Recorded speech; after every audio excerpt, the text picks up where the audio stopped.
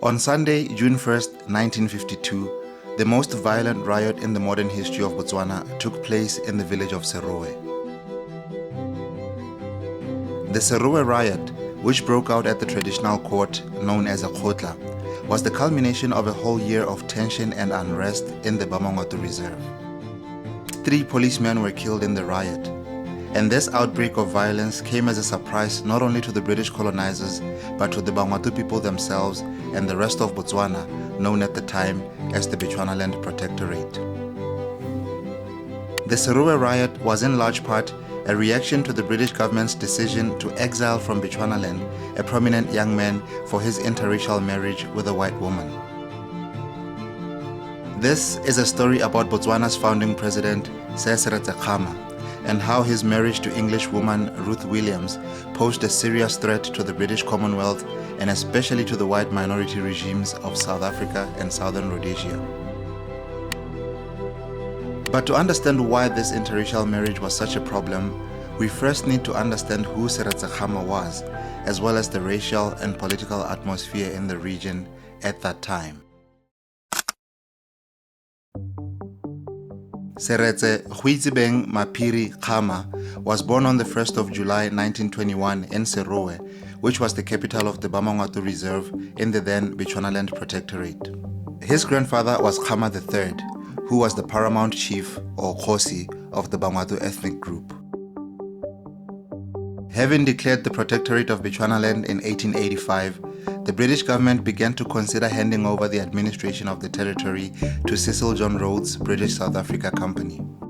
To avoid this, Seretse's grandfather, Khama III, alongside Kgosi Sebele I of the Bakwena and Kgosi Bathoeng I of the Bangwaketsi, traveled to Britain to mount pressure on Queen Victoria and protest against the transfer of their territories to the British South Africa Company. The 3 chiefs would succeed in this mission, keeping their territories under the protection and administration of the British government as opposed to the Charter Company. Seretse Khama's grandfather died in 1923 and was succeeded by his son, Sekgoma II, as the Kgosi of the Bangwato people. Unfortunately, Sekgoma II would only rule for 2 years, succumbing to a short illness and dying in 1925, leaving the 4-year-old Seretse as the heir apparent. Seretse's paternal uncle, Tsekedi Khama, was made regent and reigned on behalf of the young boy. But when Seretse's mother died 5 years later, Tsekedi Khama became not only regent, but Seretse's legal guardian too.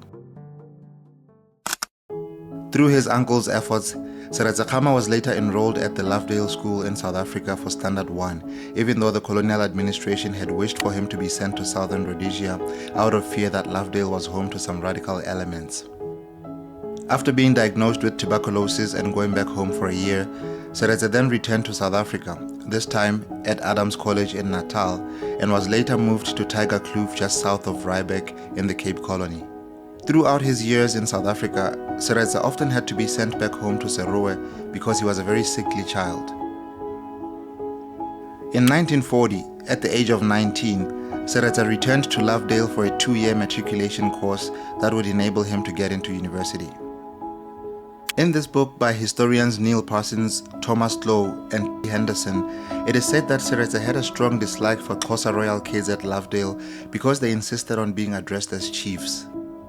While he was in essence a chief himself, Seretse did not want to be referred to as such, and he was even reported to have slapped other kids for calling him chief while at school. In 1942, he was admitted to Fort Hare for a General Bachelor of Arts with a focus on law and administration. Then, in 1944, he went to Witwatersrand University for a degree in law, where he became good friends with Joshua Nkomo and became frequents at the Blue Lagoon restaurant, where they mingled with ANC youth such as Oliver Tambo and Nelson Mandela.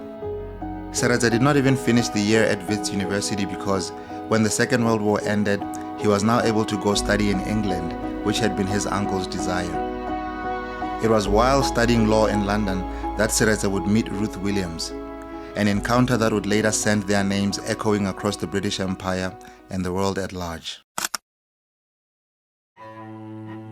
In 1947, Seretse was introduced to Ruth Williams by her older sister at one of the events that the London Missionary Society often organized for African students. At the time, Seretse was a law student, while Ruth was a clerk at an insurance company at Lloyd's of London. During the Second World War, Ruth had also served in the Women's Auxiliary Air Force as an ambulance driver. Seretse dated Ruth for a while, and in 1948, he asked her to marry him, a proposal which she happily accepted. Excited about this, Seretse then wrote a letter to his uncle and regent, Seretse Khama, informing him of his engagement to Ruth. But this did not go well with the traditionalist uncle, and he tried to dissuade Seretse from going on with the marriage because he felt that it would be disastrous not only for Seretse, but for the Bangwatu people at large to have a white queen. The couple had intended on getting married at the Anglican Church, but Tsekedi, having good relations with the British government and the London Missionary Society, managed to convince the Bishop of London and the Vicar of the church not to marry them. But undeterred in their resolution, the couple went on to get married at a registry office in Kensington. Just like Tsekedi, the vast majority of the Bangwatu people back in Bechuanaland were against Seretse's marriage, and they began to question his eventual ascension and installation to the throne for as long as he was married to Ruth.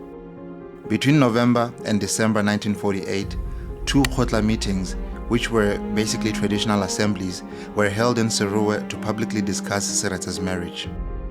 At both meetings, Seretse was told to choose between his wife and the Bamangwatu chieftaincy, and each time he refused to choose, insisting instead that the Bangwatu people should accept his wife if they wanted him to ever be their chief. Then, at the third Khotla meeting, which was held in June 1949, after a moving speech by Seretse, the Bangwatu people had a change of heart and they accepted him as their rightful chief, together with his English wife. Seretse Khama, having lost the confidence of the people, announced his intentions to step down as regent. Together with some of his followers, he moved to the village of Rametsana, where he vowed to continue fighting against Seretse's marriage. There was also a belief among the Bangwatu people that Tsekedi wanted to assume the chieftaincy for himself. Historian Neil Parsons has argued that Tsekedi resigned from the regency and exiled himself in Rametsana to wait for the colonial government to officially install him as a full chief to replace Seretse. Okay, so we understand why Seretse's marriage to Ruth was initially rejected by the Bangwatu people. But they ultimately came around and they accepted Ruth as their future queen.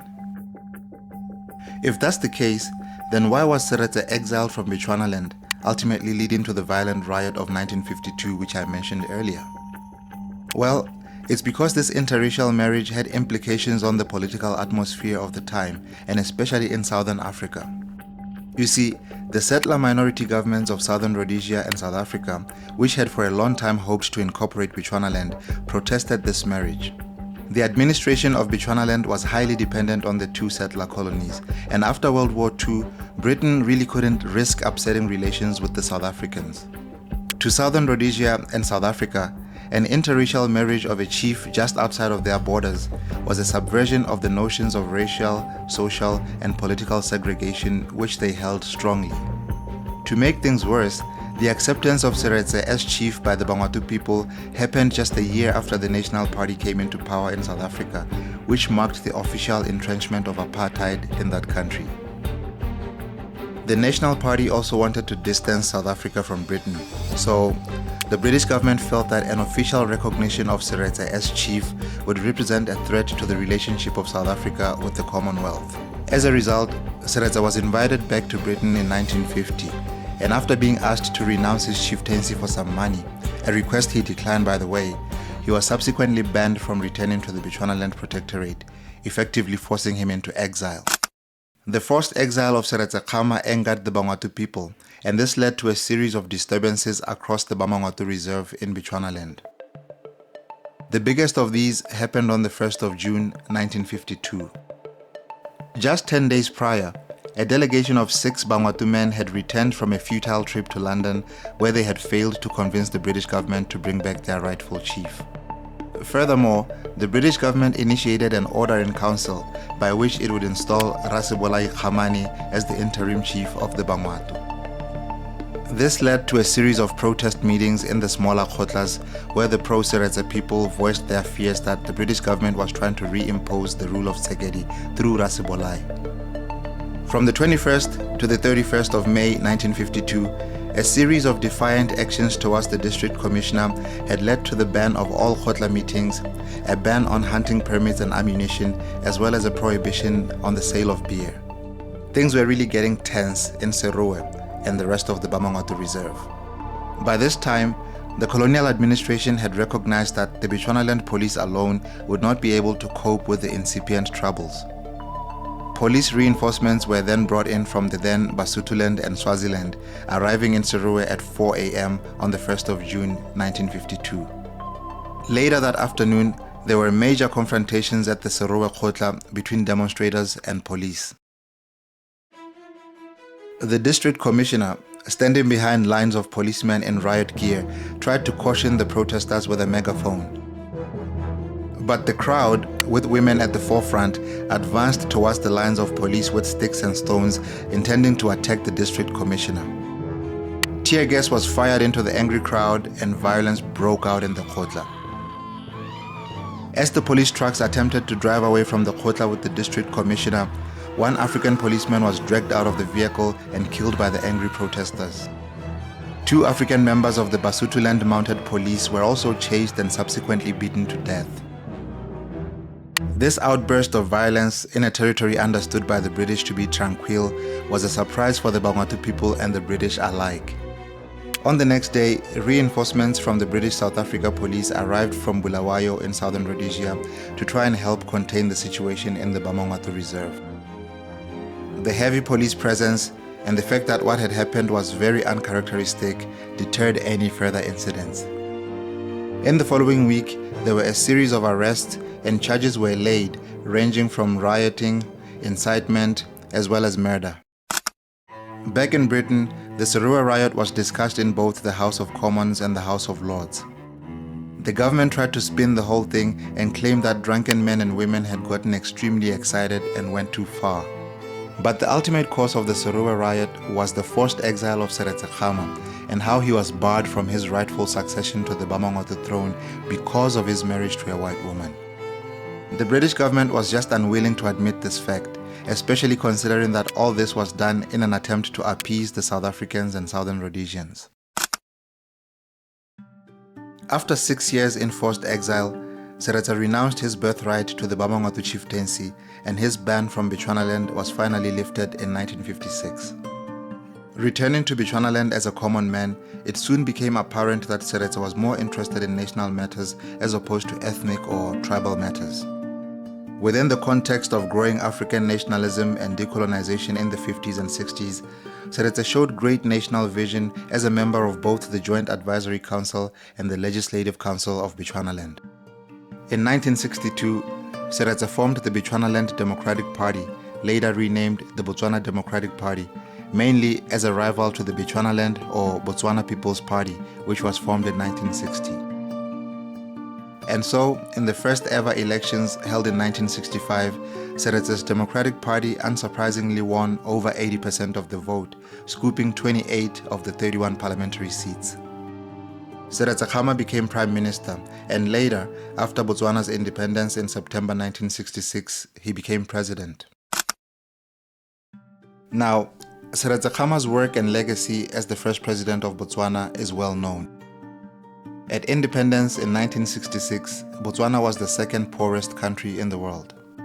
But today, Botswana is one of the world's greatest success stories, owing largely to Sir Seretse Khama's visionary leadership in the country's formative years and of course, the efforts of his successors over the last few decades. What this story was about, however, is the bravery of Seretse Khama and Ruth Williams in the face of adversity. It's an inspiring story about how they defied racial notions and rules when it was not even fashionable to do so. But more importantly, it's a story about a man giving up his tribal or ethnic leadership for love, and then 9 years later, taking up the leadership of a country as Prime Minister and then President. Don't forget to like and share this video if you've enjoyed it. And if you haven't done so already, consider subscribing to this channel. I'm Simon Bayani, and this is Africa in Retrospect. Cheers for now.